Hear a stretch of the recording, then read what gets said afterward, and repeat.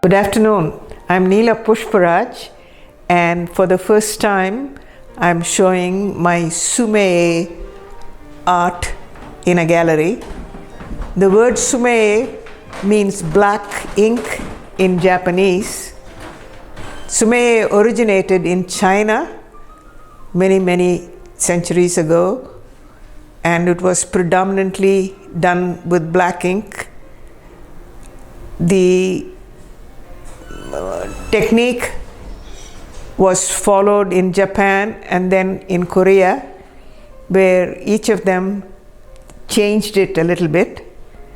Koreans like very bright colored sumei technique, and current day Chinese also have a contemporary approach to sumei work.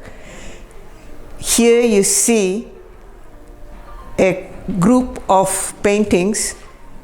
The orchids are very classic sumei, but has some color in the flowers. The wisteria is very colorful with birds and a butterfly. So are the cherry blossoms with birds and bees. You can also see what is called a meticulous technique, where the ink bordering the petals of the rose are rendered very correctly, and color is then introduced. The cherry blossoms and plum blossoms have different techniques here. The top one, the number one painting there, has the color of the background painted on the back of the rice paper. All this work is on rice paper.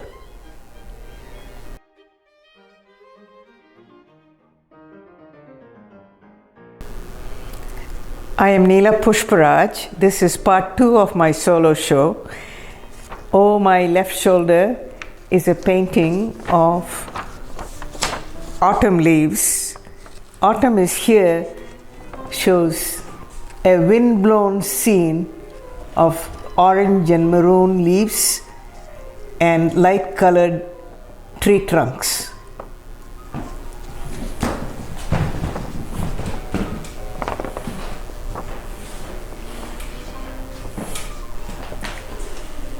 The next one is oak leaves and acorns. I love to do design-like work, and this is one of my favorites. The colors are very autumnal, and the acorns are scattered in every direction you can imagine.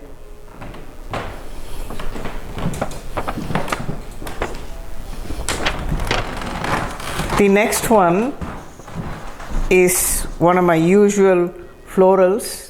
It's called Golden Blossoms, and one can see yellow flowers in multiple shades of yellow and offset by white and purple and pink petals. The next two paintings are again an overall design. The top one is